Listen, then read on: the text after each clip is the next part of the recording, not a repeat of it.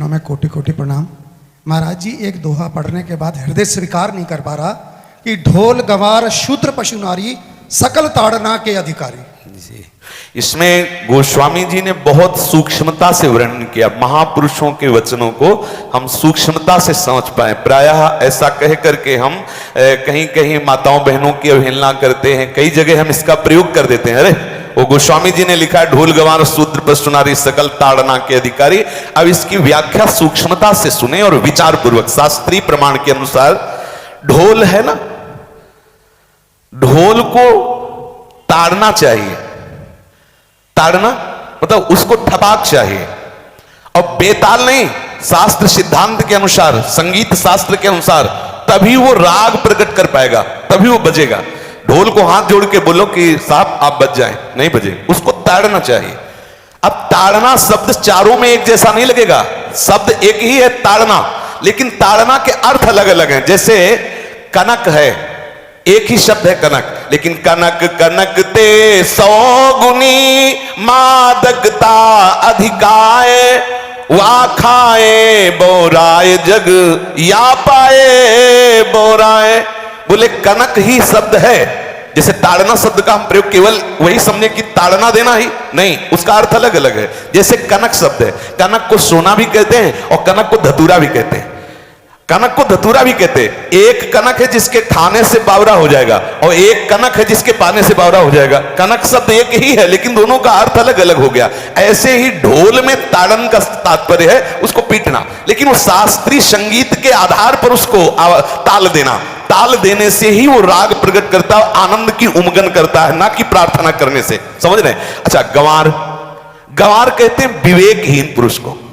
विवेकहीन पुरुष को कोई कार्य दे दो और उस पर दृष्टि न रखो तो कार्य नष्ट हो जाएगा। वहां ताड़ने का तात्पर्य उसको पीटना नहीं है, उस अविवेकी गंवार पर दृष्टि रखो। जो आपने कार्य सौंपा है, जो भी कार्य उसका है, उस अविवेकी पर दृष्टि रखना ताड़ना हुआ। उस पर दृष्टि रखो, क्योंकि वो अविवेकी गंवार है, वो कार्य प्रणाली ठीक जानता नहीं। आप जहां त्रुटि होता संभाल लेना तो वो संभल जाए, क्योंकि वो गंवार है। और शूद्र, शूद्र का तात्पर्य होता है शूद्र। वैसे जो वर्ण व्यवस्था में शूद्र का प्रादुर्भाव है, सबसे श्रेष्ठ जगह से प्रादुर्भाव है। वर्णन आता है ब्राह्मणोष मुखमाशी बाहु राजन्य कृतः उरुददस जद वैश्या पदभ्याग्रम शूद्रो जायत। भगवान के श्री चरणों की ही वंदना होती है। प्राय आपने देखा सबके श्री चरणों की, और शूद्रों का प्रादुर्भाव श्री चरणों से हुआ है। कोई ऐसा न समझे कि शूद्र का मतलब निकृष्ट होता है। यहां शूद्र का तात्पर्य, जब से किसी से कहते हैं कि शूद्रवत आचरण करता है, मतलब शास्त्र विरुद्ध, सदाचार के विरुद्ध आचरण करना, शूद्रवत आचरण की तरफ संबोधन किया जाता है। यहां कहा गया कि शास्त्र की सम्मति, शास्त्र के शासन के अनुसार आचरण हो, सदाचार परायण हो। शास्त्र जिसके लिए जो विधान करता है, शास्त्र शासन स्वीकार करना, यहां शूद्र के ताड़न की बात कही गई। यहां शूद्र ताड़न का तात्पर्य डंडे से प्रहार करना नहीं, समझना। और जो चौथा कहा गया नारी, अगर स्त्री को हम ये कहें कि ताड़न से ही वो केवल काबू में रहती है, तो राष्ट्र में अपने प्रसिद्ध लक्ष्मीबाई जैसी कोई सामर्थ्यशाली वीरांगना, कोई वीरों सामने बड़े बड़े वीरों के दांत खट्टे कर दे, ऐसी बहादुर सिंघनी हुई, अंग्रेजों के दांत खट्टे कर दिए। अगर कोई समझे कि नारी केवल ताड़ने के लिए है तो उसकी मूर्खता है। पुरुष और नारी का समान प्रादुर्भाव हुआ है। भगवान ब्रह्मा के श्री अंग से दाहिनी तरफ से महाराज मनु और बाईं तरफ से उनकी पत्नी उनका प्रादुर्भाव हुआ शतरूपा। शतरूपा, अब आप बोलो एक ही शक्ति के दो भाग हो गए, एक पुरुष रूप धारण कर लिया, एक नारी रूप धारण कर लिया। अब यहां विचार जो है कि उस नारी के ऊपर ताड़न शब्द का क्या प्रयोग है। जैसे आप मार्ग में चले जा रहे हैं और आपने दृष्टि चूक कर दी और नारी आपकी स्त्री पीछे चल रही, तो कोई हमला कर सकता है, क्योंकि वो रत्न है। 14 रत्नों में एक रत्न स्त्री रत्न भी है। स्त्री को रत्न कहा गया है। भगवान श्री राम जब वनवास में जा रहे हैं तो सिया जी को आगे नाव में जब चढ़ाना होता तो पहले सिया जी को चढ़ा, सीए चढ़ाई चढ़े रघुराई, पहले आगे। दृष्टि रखो, दृष्टि चूक गई तो रत्न है। यहां दृष्टि रखना, शासन मतलब उसको पिटाई करना नहीं कि जैसे ढोल को पीटा जाता है ऐसे स्त्री को पीटा जाए, शूद्र को पीटा जाए, तो गंवार को, यह व्याख्या नहीं है, यह मूर्खता है, इसे व्याख्या नहीं कहते। जैसे कनक शब्द के कई अर्थ होते हैं, ऐसे ही ताड़न शब्द का यहां अलग अलग प्रयोग है। स्त्री के ऊपर दृष्टि रखो। किस भाव की दृष्टि रखे? क्योंकि वो हमारे यहां रत्न की तरह है। कहीं कोई ऐसा ना हो कि कुदृष्टि वाला कोई उस पर हमला कर दे। पाणी ग्रहण संस्कार में रक्षा का भी सूत्र बताया जाता है कि आपको अभी ये समर्पित है, आप इसकी रक्षा करें। हमारे शास्त्रीय सिद्धांत में देखो कभी भी स्त्री को अकेला छोड़ने का सिद्धांत नहीं पाया गया।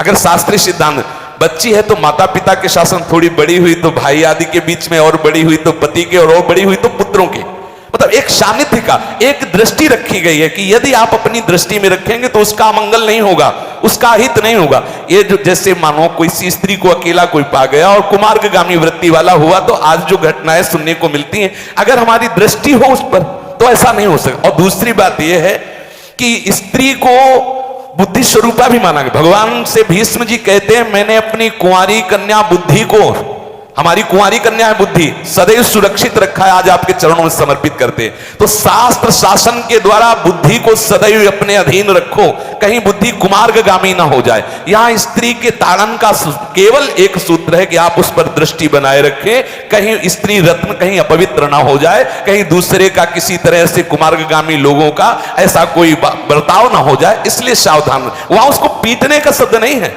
कि ढोल गवार शूद्र पशु नारी सकल ताड़ना के अधिकारी। ताड़ना का तात्पर्य वहां पीटना नहीं, नहीं तो विद्वता में देखो तो एक से एक, साधुता में देखो तो एक से एक, वीरांगना देखो एक से एक, ऐसा नहीं कह सकते, क्योंकि जो सामर्थ्य पुरुष में वही सामर्थ्य भगवान ने स्त्री में भी दी, क्योंकि भगवान के ही दो रूप हैं, एक स्त्री और एक पुरुष, समझ रहे ना। तो इसमें एक ताड़न शब्द का कई अर्थ होता है। भगवान की साक्षात शक्ति स्त्री है। अगर कोई इस भाव से देखे कि स्त्री तो केवल ताड़ना, मतलब केवल गाली दे के बात करना, ऐसा नहीं। जिस घर में स्त्री का अपमान होता है उस घर का नाश हो जाता है, निश्चित हो जाता है। आप देखिए रावण का सत्यानाश हो गया जगदम्बा सीता के प्रति, दुर्योधन का सत्यानाश हो गया द्रौपदी के प्रति। जहां स्त्री का अपमान हो जाए, अगर कोई ये समझे कि स्त्री केवल मतलब जैसा हम चाहें वैसा व्यवहार करे, तो अगर नाश ना हो जाए तो हमें बता देना, क्योंकि भगवान की वो शक्ति है। अगर उससे तुम सोचो कि हम ताड़न करें, जैसे ढोल को ताड़न करें ऐसे ताड़न करें, तो तुम्हारा नाश हो जाएगा। बिल्कुल सच्ची बात समझ लीजिए। केवल वहां दृष्टि रखने की बात कही गई है, आपका अधिकार है, आप उसकी सुरक्षा व्यवस्था में रहें। और एक वृत्ति होती है, अगर शासन ना हो तो हमारी बुद्धि भ्रष्ट हो जाए, हमारी बुद्धि भ्रष्ट हो जाए, आपकी बुद्धि भ्रष्ट हो जाए। भगवान का भय, शास्त्र का भय, लोक मर्यादा का भय, ये हमको सुरक्षित रखता है। इसलिए दृष्टि रखने की आवश्यकता है कि वो पवित्र रहे, वो सुरक्षित रहे, ना कि उसको पीटने के लिए यहां संबोधन किया गया गोस्वामी तुलसीदास जी ने। इसलिए सावधानी पूर्वक अपनी वृत्ति को पावन रखते हुए महापुरुषों के वचनों को समझने की चेष्टा की जाए। गोस्वामी जी ने जो यहां कहा, ढोल गवार शूद्र पशु नारी सकल ताड़ना के अधिकारी, तो ताड़ना का अलग अर्थ है, अलग अलग। जैसे ढोल में ताड़ना, तो वैसी सब जगह नहीं ताड़ना लगेगी। आप देखो पशु जो है, चालक जो घुड़सवार होता है उसको ताड़ना एड़ी से देता है। अपने चालक जो होता है घुड़सवार एड़ी से, किसान जो होता है वो बैल को बोलता है दाहिने, जैसे हल जोतने होता है बाएं, वो भाषा समझता है, बाएं मुड़ जाए, और नहीं मुड़ता तो पीछे अरई है एक छड़ी, उससे वो इशारा देता है, वो समझ जाता है। पशु को अपने इशारे से चला लेते। अब उससे कहे, खड़ा होकर हाथ जोड़ के कहे कि भैया बैल देवता आप थोड़ा दाहिने मुड़ जाओ, तो नहीं मुड़ेगा। जब लगाम पकड़ी और थोड़ा ताड़न किया और बोले दाएं, तो फौरन दाहिने मुड़ गया। आप देखो जो बैलगाड़ी चलाते हैं, घोड़ा गाड़ी चलाते हैं, ऊंट चलाते हैं, तो पशु शासन के द्वारा उसको इशारे से किधर चलना है उसको इशारा बता दो। अलग अलग जगह इस ताड़न शब्द का अर्थ प्रयोग किया गया है।